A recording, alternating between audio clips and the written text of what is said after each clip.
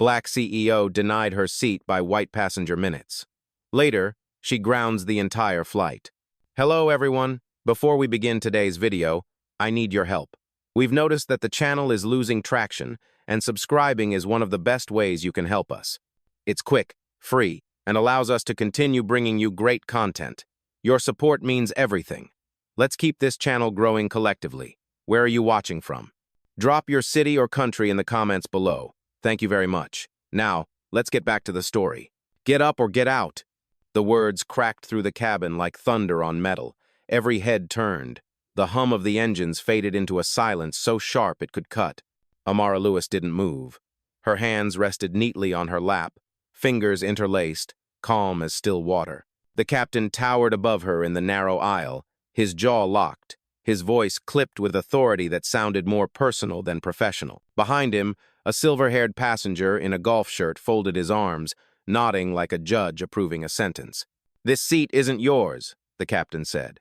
"You need to leave before security removes you." Amara met his stare. "My boarding pass says otherwise." He didn't even glance down. "Ma'am, don't make this harder."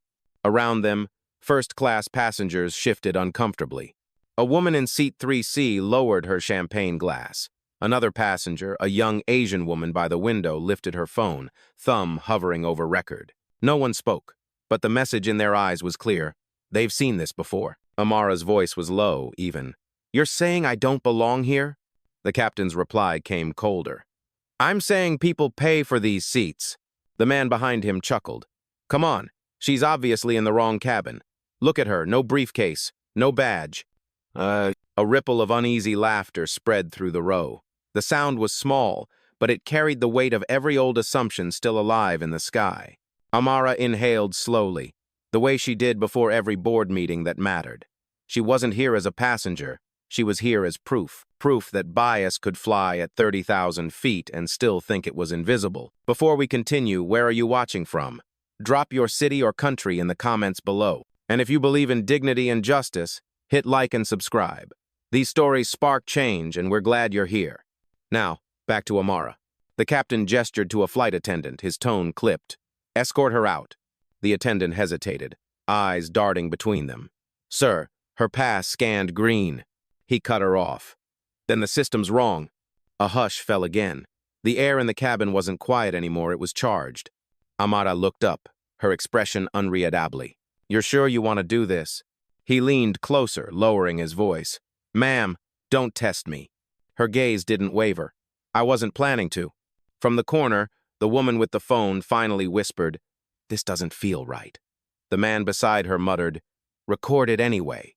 Amara exhaled once, calm, controlled. She had spent years building an airline empire that promised equality in service, respect in the skies. And yet here she was being told to get up or get out on a plane her company owned. The captain's voice rose again, loud enough for the back rows. "You're banned from flying with us after this. Do you understand?" Amara tilted her head slightly. "Perfectly." Outside the oval window, the sun was rising over the runway, gold light spilling into the cabin, brushing against her face like quiet defiance. She didn't blink, because she knew. The higher they tried to push her down, the harder the fall would hit when the truth took flight. The aisle stayed frozen. No one spoke. The captain adjusted his tie as if tightening control could erase the tension he'd just created. Amara still hadn't moved. Her calm wasn't defiance. It was precision. Every breath measured. Every second of silence deliberate. The woman with the phone whispered, "This is crazy," but she kept recording anyway. A male passenger 2 rows back leaned into the aisle. "Captain, if she doesn't have the right ticket, why not just check the system?" The captain turned sharply. "Sir, this isn't your concern." But it was. It was everyone's concern now. A soft voice broke through from the jump seat, young, unsure. "Captain," said Mia, a trainee flight attendant. Her boarding pass scanned green at the gate. Twice. He glared at her. "Stay in your lane, Mia. You're here to observe, not intervene." And her throat tightened, but she didn't look away. "Yes, sir." Amara looked toward the window again, the reflection of the captain flickering across the glass. She remembered another flight years ago, before she owned a single share of any airline, when a clerk in Atlanta refused to let her board because the system didn't recognize her name. Back then, She'd swallowed her pride and walked away. Not this time. The man in the blue polo, the one who had nodded along with the captain, spoke again. "You people always want special treatment." The words landed heavy. A few passengers turned to him in disbelief. The woman with the phone whispered, "He really just said that?" Amara's gaze lifted slowly. "Special treatment?" she said evenly. "I asked for verification, not a crown." Her voice was soft, but it carried. The kind of tone that didn't need volume to demand attention. The captain sighed, exasperated. "Look, ma'am, we're not doing this here. Either you step off the plane, or I call airport security." From the galley, Mia's voice trembled but returned. "Captain, that's not protocol," he snapped. "Enough." The cabin went still again. The hum of the engines was the only sound left. Amara's fingers brushed against the tablet in her lap. She wasn't scrolling. She was waiting for the last line to be crossed. Then she spoke, quiet as breath. "If you're certain about removing me, you might want to check your passenger manifest one more time." The captain frowned, confused by the certainty in her tone. "Why?"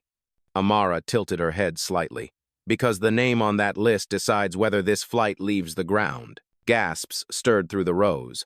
Someone whispered, "Who is she?" Another voice said, "Just check the list." But the captain refused. Pride had taken the controls. "We're done here. Security's on the way." He turned, signaling to the attendant. Amara exhaled, calm again. "Then we're done pretending." She pulled out her phone, thumb hovering over a single contact. The name read Rachel Evans, Executive Office. A tap. "Rachel," she said quietly, "I'm on flight 228. Begin the verification sequence." Rachel's voice came through crisp and immediate. "Understood, Miss Lewis. Activating air code 11. Manifest streaming live to corporate." The captain froze mid-step. Passengers exchanged glances. Mia looked up, wide-eyed. Amara met the captain's stare one last time. "You asked me to get up or get out," she said. She paused. "I'm staying seated. You're the one who's about to leave." No one breathed. The phone in the woman's hand trembled. The man in the blue polo finally sat down. Outside, the engines idled. Inside, something else had started moving justice. Quiet but unstoppable. The cabin lights flickered once. A faint chime echoed overhead, the kind that usually meant an update from the cockpit. But this time, it wasn't the captain's voice. "Attention crew," came a calm, automated tone. "Corporate verification active. Please stand by." Every passenger turned. The captain's jaw slackened, confusion fighting the fear that was already creeping in. "What the hell is that?" he muttered. Amara didn't answer. She didn't need to. Rachel Evans's voice came through her earpiece, soft but razor-sharp. "Air code 11 confirmed. Your identity has been authenticated. Cabin audio is recording. Live feed synced with Operations HQ." The woman with the phone gasped. "Oh my God, she's someone big." Mia, the trainee, whispered to the attendant beside her, "She's corporate, isn't she?" The older attendant nodded slowly. "Higher than corporate." The captain straightened, forcing composure. "Ma'am, I don't know what kind of stunt you're pulling, but this plane is under my command." Amara turned her head just slightly, her voice level. "For now." The silence that followed was suffocating. Even the man in the blue polo had stopped pretending to scroll his phone. Amara spoke quietly into her mic again. "Rachel, verify crew, lead on flight 228. "Captain Daniel Pierce," Rachel replied. "Noted. His last bias report flagged for review 3 months ago. I'm pulling records." Amara's expression didn't change. "Good. Keep me updated." "Oh." Passengers began whispering in waves, confused, curious, a little afraid. A teenager 2 rows back murmured to his mother, "Is she, like, the owner?" His mom shushed him, but her eyes never left Amara. The captain rubbed his temples. "Enough of this nonsense." He turned toward the galley. "Linda, call ground ops and tell them we have a disruptive passenger." A pause. Then Linda, the head flight attendant, answered over intercom. "Sir, ground ops already called. They said to hold position." What?" "Hold position," she repeated. "Corporate said do not taxi until further notice." The color drained from his face. The first-class cabin, normally humming with confidence and comfort, now felt like a courtroom. Every seat a witness, every breath an indictment. Amara looked up at him, her tone even almost kind. It's not nonsense, Captain. It's accountability. He clenched his jaw. You think you can embarrass me in front of my passengers? I don't have to, she said. You did that yourself. Mia finally stepped closer, trembling but brave. Captain, maybe we should wait for confirmation. If she really is who I think, he snapped. Sit down. She didn't. Amara turned to her gently. You're fine, Mia. You did the right thing. That single line landed like a lifeline in the tense air. Mia nodded, tears barely held back. Then Rachel's voice returned, louder now through the cabin speaker's corporate override. Captain Daniel Pierce, this is Rachel Evans, Executive Assistant to CEO Amara Lewis. You are instructed to stand down and await further direction. Any further escalation will result in suspension pending investigation. The gasp that followed could have filled the entire fuselage. Passengers turned toward Amara as realization dawned. The quiet woman they'd dismissed minutes ago wasn't just some traveler in economy clothes. She was the CEO. Amara stood, smooth and slow. Now, she said, her gaze sweeping the aisle, let's all take a breath. We can either make this a scene or we can make it a lesson. The captain froze, speechless. The man in the blue polo sank lower into his seat, avoiding eye contact. And in the quiet hum of a grounded jet, truth had finally taken the controls. For a long second, no one moved. The air itself seemed to hesitate. Only the rhythmic whir of the cabin's ventilation broke the stillness. Every passenger in first class could feel it, the invisible weight of realization pressing down on their neatly pressed suits and leather seats. Amara remained standing in the aisle, calm but commanding, her voice steady enough to slice through the tension. Let me be clear, she said. No one's losing a job today because of anger, only because of choice. The captain blinked, still trying to catch up. Miss Lewis, I didn't realize... Amara cut in, softly but firm. That's the problem. You didn't need to realize who I was to treat me with respect. His mouth opened, but no words came out. The irony was complete. An entire aircraft paused mid-departure because one man had assumed power was a color. In seat 3C, the woman with the phone lowered her camera. Ma'am, she whispered, I'm sorry I didn't say something sooner. Amara turned her head slightly, her tone warm yet weighted. You did now. That's what matters. Behind her, Mia stood frozen between fear and awe. Miss Lewis, should I report this formally? Amara nodded once. You already did, just by standing up. The words rippled through the cabin, gentle but undeniable. Rachel's voice came again through the intercom, crisp and official. Verification complete. Audio and visual records archived. Captain Pierce, you are temporarily relieved of command pending review. Flight 228 will remain grounded until cleared by executive oversight. A chorus of gasps erupted. Someone clapped once, then stopped, unsure if it was appropriate. The captain exhaled sharply, eyes darting toward Amara. You can't just ground a flight. She met his gaze evenly. I already did. Her calm wasn't arrogance, it was control. Every movement precise, every word deliberate. The way she spoke made time slow down. Mia's voice cracked softly. Ma'am, do you want me to escort him? Amara shook her head. No, he'll walk himself out. That's part of accountability too. End of. The captain's shoulders slumped. He looked around at the passengers he'd once commanded, at the crew who now wouldn't meet his eyes. Then, quietly, he stepped down the aisle toward the exit door. No one clapped. No one jeered. They just watched witnesses to a kind of justice that didn't need volume to be heard. When the door closed behind him, Amara finally sat back in her seat. The silence that followed wasn't tension anymore, it was release. She looked toward Mia. Get everyone water. No one should feel punished for staying. Yes, ma'am, Mia whispered, rushing to the galley, hands still trembling but smiling now. The woman with the phone leaned forward. Are you really? The owner? Amara gave a faint smile. Not the owner. The steward. The woman blinked. Of what? Of integrity, Amara said. And lately it's been flying a little low. A few passengers chuckled softly. The first real sound of relief since the confrontation began. Rachel's voice came again, softer now, no longer corporate personal. Amara, the press team already has reports of passengers recording. Do you want me to suppress them? Amara looked out the window. The sunlight had shifted. Clouds rolled across the tarmac like slow applause. No, she said. Let them post it. The world should see what professionalism looks like when prejudice tries to pilot. From the back of the cabin, Mia returned with a tray of glasses, her voice steadier this time. "Miss Lewis, would you like something to drink?" Amara smiled faintly. "Just water. We've already had enough heat." The passengers laughed gently. The tension that had once filled the cabin had turned into quiet admiration. For the first time that morning, Amara allowed herself a breath that didn't feel like restraint. Justice had landed, and she hadn't even left the ground. Grounded on the runway, the aircraft no longer felt like a place of travel. It felt like a lesson suspended midair. The hum of the engines dulled to a steady heartbeat. Out the window, the sunlight glinted across the tarmac in slow rhythm, like the world itself was catching its breath. Passengers whispered in clusters, voices low but urgent. A man in 2C leaned toward his wife. "That's really her?" His wife nodded, eyes still fixed on Amara. "It is. I've seen her on Bloomberg. She's the one who bought Skyroute last year." The man swallowed hard. "And we just watched someone tell her she didn't belong."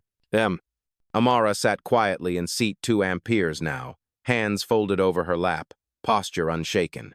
The same seat that minutes earlier had been contested ground was now a symbol. She looked down the aisle, where the captain had stood, and for the first time since the confrontation began, her expression softened not with satisfaction, but with something closer to sorrow. Rachel's voice returned softly through her earpiece, less executive, more human.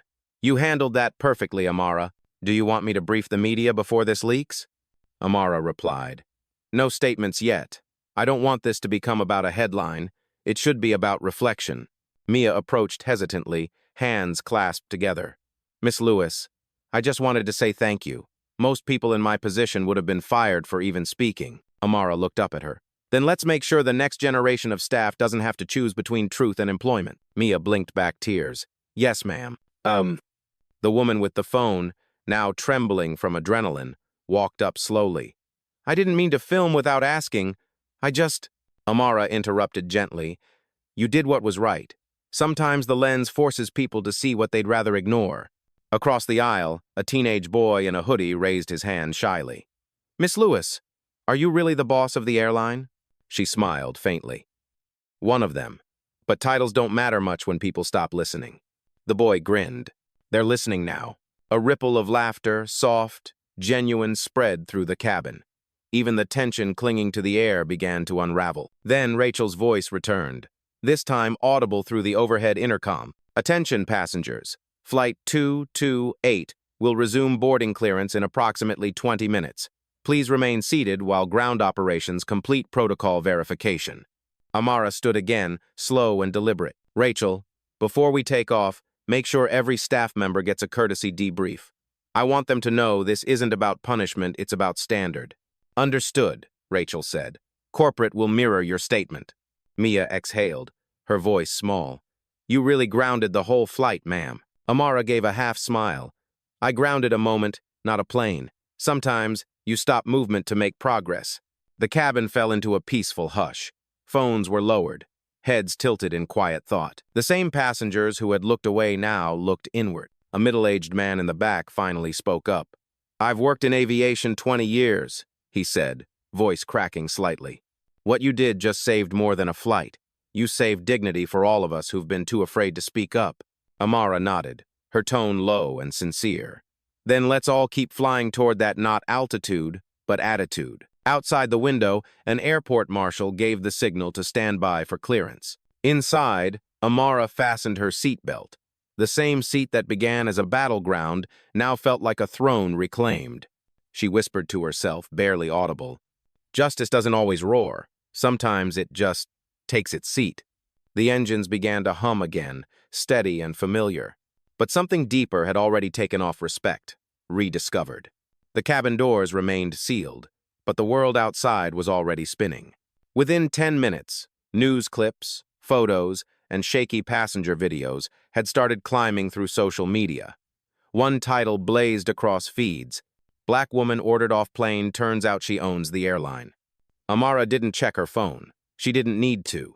The subtle buzz in her purse was proof enough. She'd seen this pattern before. Outrage first, understanding later.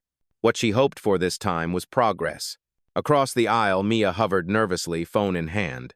Miss Lewis, people online already know. The story's everywhere. Amara's tone stayed calm. Then make sure the truth travels with it. Rachel's voice came through the intercom again, smoother now, perfectly composed. Ladies and gentlemen, Flight 228 will resume operations shortly. Our CEO, Miss Amara Lewis, is on board. We thank you for your patience and professionalism. A collective murmur filled the cabin, awe, embarrassment, disbelief. One passenger muttered, "That explains everything." Another whispered, "She didn't even raise her voice." Amara stood once more, turning slightly so her voice carried just enough. For those who felt uncomfortable earlier, thank you for witnessing. That's how change begins, by watching and then choosing better next time. No one clapped. Instead, a few nodded slowly, the kind of nods that meant lesson learned. The man in the blue polo, the one who had laughed earlier, cleared his throat. "Miss Lewis, I owe you an apology. I shouldn't have—" Amara stopped him gently. "Acknowledgement is enough. Guilt helps no one if it doesn't lead to growth." He swallowed hard. "Understood." A soft ping echoed from her phone. A message from Rachel appeared on screen. HR recommends formal review of Captain Pierce's conduct. Local media already requesting comment. Amara typed back one line. "Issue internal statement only. No public shaming, let accountability speak for itself." Hi. She slipped the phone away, gaze returning to the window. The runway stretched out like a second chance waiting to happen. In the back, a flight attendant whispered to Mia, "You think she'll fire him?" Mia shook her head. "She'll do worse. She'll make him remember." Amara caught that. She smiled faintly. "Not worse," she said aloud. "Just fair." The engines whirred again, low and steady. The pilot's voice, not Pierce's, a replacement, came through the speakers. "Good afternoon, passengers. This is First Officer Reynolds. We'll be departing shortly. Please prepare for takeoff." Applause broke out softly, scattered but real. Relief mixed with respect. Even the sound felt different now, not excitement to leave, but gratitude to rise. As the plane began its slow taxi, Amara leaned her head back against the seat. Her reflection shimmered in the oval window, poised, collected, unbothered. The same calm woman they had doubted now embodied control at 30,000 feet. She thought of her mother, a former flight attendant, who once told her, "Baby, someday you'll fly, but don't forget to bring the ground with you." And today, she finally understood. Power wasn't about altitude. It was about gravity, the pull that kept her anchored when prejudice tried to lift itself above reason. The seatbelt sign dinged. The aircraft rolled forward. The woman in 3C whispered softly, "She grounded the flight, but somehow we're the ones who learned to take off." Amara smiled without turning. "That's the point," she said quietly. "Some flights change destinations. This one changed direction." The plane lifted from the runway, engines roaring like a heartbeat renewed. And for everyone on board, every witness, every skeptic, every quiet ally, it wasn't just a flight anymore. It was a reckoning with wings. 15 minutes after takeoff, the cabin found its rhythm again. Coffee cups clinked softly, seatbelts loosened, conversations picked up in cautious murmurs. Yet the air still carried that charged awareness, a shared understanding that something extraordinary had unfolded before they even left the ground. Amara sat quietly, the sunlight from her window painting gold across her skin. She didn't need the attention. Power that had to announce itself wasn't power, it was panic. True authority, she believed, existed in the stillness after everyone else ran out of words. From across the aisle, Mia leaned in. "Miss Lewis, corporate just confirmed. Captain Pierce's access was revoked before we even left the gate." Amara nodded slightly. "He'll get his hearing. I don't fire people for mistakes, only for patterns." Mia hesitated. "You're not angry?" Amara's eyes softened. "Anger burns too quickly. I prefer something that lasts reform." A few rows back, the man in the blue polo, quieter now, humbled, spoke again, almost to himself. "She grounded the flight, but not out of rage, out of reason." The woman beside him whispered, "That's why it hit harder." The PA crackled. "Ladies and gentlemen, we've reached cruising altitude. You may move about the cabin." The normalcy felt strange, almost fragile, like calm returning to a battlefield. A young woman from economy class stepped forward, nervously clutching a phone. "Miss Lewis?" Amara turned, gentle. "Yes? I just wanted to say thank you." My mom's a flight attendant. She deals with things like that all the time, but she can't speak up. Watching you today." Her voice caught. Amara smiled softly. "Then tell your mom she doesn't have to fight alone anymore." The girl's eyes glistened. "I will." When she returned to her seat, Amara looked out the window again, endless white clouds stretching like silence made visible. She thought of the thousands of employees under her leadership, of the countless passengers whose journeys depended on fairness unseen but felt. "This," she thought, "is why I built this company. Not for luxury, but for equality at altitude." Rachel's message appeared on her screen again. Press outlets confirming footage. Narrative turning positive. Hashtag number grounded justice trending. Amara exhaled a quiet laugh. "Of course it's trending," she murmured. Mia, nearby, caught it. "That's a good thing, right?" Amara shrugged. "Attention fades. Principles don't. Let's make sure this moment doesn't end with applause, but with policy." Mia smiled nervously. "You already started one." Another passenger across the aisle spoke up, emboldened. "Miss Lewis, may I ask, what happens to people like that, Captain?" Amara turned slightly. "They face what they avoided: accountability, and hopefully, reflection." He nodded. "That's fair. It's necessary," she corrected gently. The woman in 3C, who had filmed everything, now placed her phone face down on the tray. "I'm deleting the video. You deserve privacy." Amara shook her head. "No. Keep it. Post it if you must. Just write the truth. Not the drama, the lesson." The woman smiled. "That's what I wanted to hear." As the cabin settled into quiet again, the sky outside blazed with late morning light. The horizon seemed to stretch wider, like the world itself had made space for something new, a justice that didn't need shouting, only standing firm. Amara leaned back, eyes half closed, the faint hum of engines steady beneath her.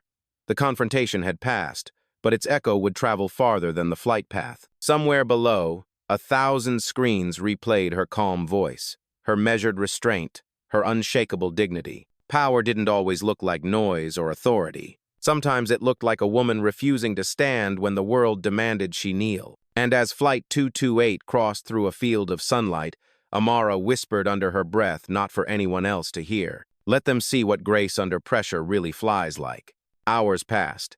Clouds drifted like quiet witnesses, heavy with everything unsaid. The passengers on Flight 228 had begun to settle into their routines, laptops open, coffee poured, eyes stealing glances at the woman who had changed the meaning of the flight. Yet, even as the plane cruised through clear skies, no one could quite shake what had happened on the ground. Amara was reviewing a digital report on her tablet, her expression composed, eyes scanning data that had nothing to do with the incident route analytics, maintenance logs, passenger satisfaction metrics. Back to work, as if the storm hadn't just happened.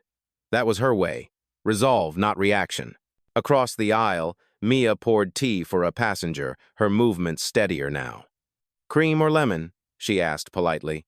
The passenger smiled. "Lemon, thank you. And tell your CEO she handled herself with class. Haven't seen that kind of restraint in a long time." Mia nodded, proud. "She always does." The woman in 3C leaned over again, tentative. "Miss Lewis, I know you said it's not about headlines, but people are inspired. It's all over the news, the calmest CEO in the sky. That's what they're calling you." Amara looked up, a faint smile at the corner of her lips. "Titles fade faster than storms. What matters is what we build afterward." The passenger hesitated, then asked softly, "Do you ever get tired of it? Having to prove who you are over and over?" Amara's eyes drifted toward the clouds beyond the glass. "It's not exhaustion anymore," she said. "It's endurance. I don't prove who I am for them. I prove it for the next woman who won't have to." The cabin fell quiet again. Even those pretending not to listen seemed to breathe slower. A soft ping broke the silence, an incoming message from Rachel. "FAA requesting an internal debrief. They want your statement on the ground event." "Should I prepare legal?" Amara typed back. "No legal, just facts. We lead by transparency." Moments later, the intercom chimed. "Ladies and gentlemen, this is your first officer. We're beginning initial descent into Chicago. Estimated landing in 35 minutes. Please ensure all seatbacks are upright and devices secured." A murmur rippled through the cabin. Some passengers looked relieved, others introspective. The flight was ending, but no one felt like it. Something about this journey had turned reflective, almost spiritual. Mia approached one last time. "Miss Lewis, ground team will escort you through a private gate when we land." Amara shook her head. "No, I'll walk through the terminal like everyone else." "But ma'am—" "That's the point," Amara said gently. "Visibility teaches better than any speech." As the plane began its slow descent, Amara folded her hands and looked around the cabin, the same space that had held prejudice, fear, defiance, and finally, awakening. She thought of every face: the captain who'd fallen to pride, the young attendant who'd chosen courage, the witnesses who'd chosen silence, and then found their voices. She rose from her seat slightly and turned toward the passengers. "Before we land, I want to say something," she began. The murmur quieted immediately. "What happened today isn't just about one flight. It's about how fast we judge and how slow we listen. I don't need an apology. I need awareness. That's how change stays in the air, not through outrage, but through observation." For a long moment, no one spoke. Then, one by one, passengers began to nod. The woman in 3C lifted her phone again, not to film, but to write. "What are you typing?" her seatmate whispered. "History," she said softly. The wheels extended beneath the plane with a low mechanical hum. The runway came into view, small at first, then growing fast, like reality returning. Amara closed her tablet and sat upright. Outside, the sun angled low, turning every window into gold. Inside, a quiet reverence lingered. Not fear, not guilt, just recognition. As the plane touched down with a smooth thud, the passengers didn't clap. They didn't cheer. They simply sat in silence, each of them, in their own way, changed. Because Flight 228 hadn't just landed. It had arrived somewhere Justice had never flown before. When the cabin door finally opened, a rush of ground air swept in, cooler, sharper, smelling faintly of fuel and rain. The flight was over, but the story was not. Passengers filed out one by one, quiet, unusually polite. Some murmured, "Thank you," as they passed Amara's seat. Others simply looked at her with the kind of respect that didn't need words. Amara waited until the aisle cleared before standing. She moved with deliberate calm, smoothing her blazer, adjusting the cuff of her sleeve. No security escort, no entourage, just her, walking the same narrow path everyone else did. Mia met her by the exit door. "Ma'am, ground operations asked again if you want a private car." Amara shook her head. "If they can see me, they can learn from me. I'll walk." As she stepped into the jet bridge, the air changed again. The hum of the terminal replaced the sterile quiet of the cabin. People bustled past with luggage and phones and half-finished coffees. A few recognized her. A few stopped. "That's her," someone whispered. "The CEO from the flight." Another voice replied, "She really grounded it herself?" Amara kept walking. The whispers didn't bother her. They were evidence that something had been witnessed. At the end of the jet bridge stood a small group of ground staff, 2 supervisors, a communications officer, and an operations manager. Their postures were stiff, nervous.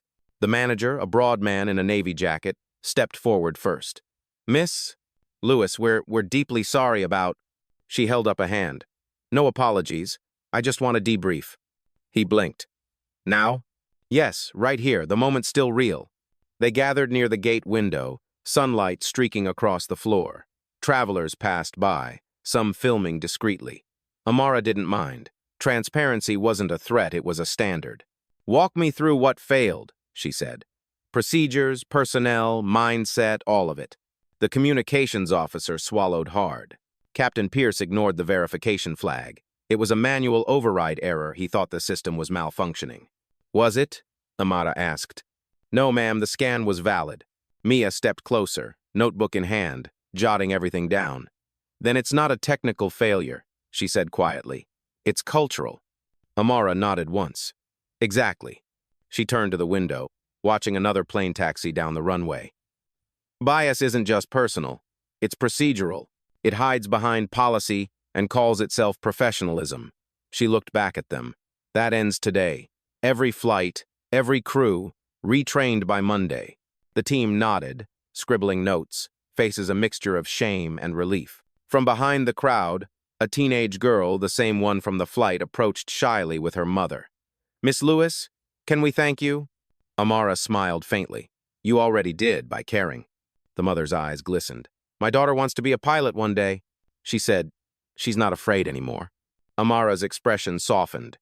Then this day was worth the turbulence. They left her standing by the glass wall overlooking the tarmac. For a long moment she just watched. A new plane lifted off into the bright horizon, silver against blue. Rachel's voice came through her earpiece. News cycles spinning fast. You're trending in 12 countries. Want to issue a statement? Amara said. Just one line. What line? She smiled. Tell them justice didn't delay the flight. It simply changed its pilot. A pause.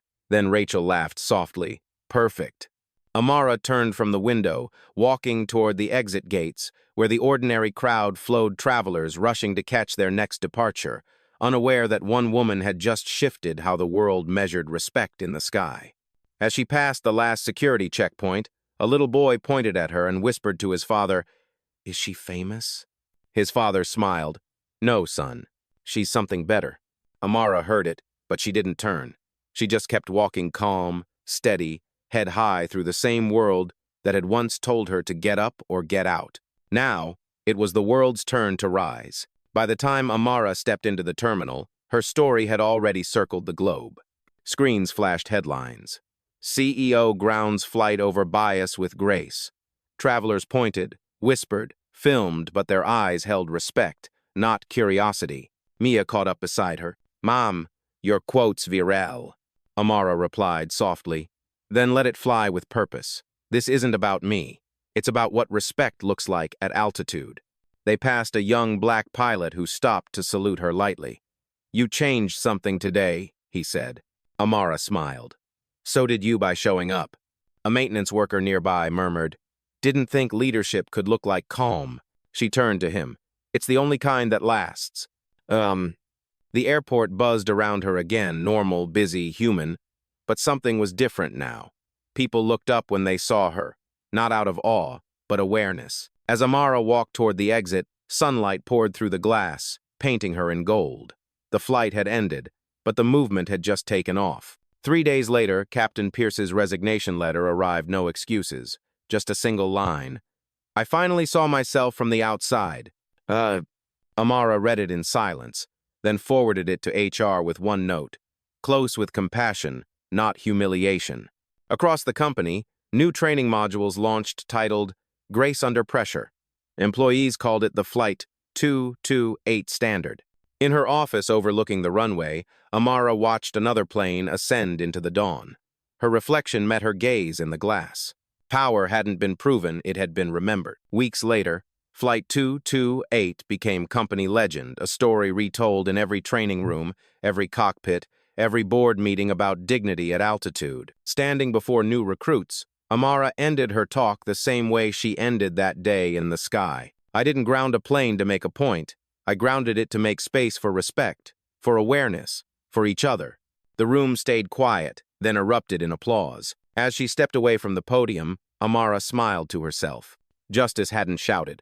It had simply taken its seat again.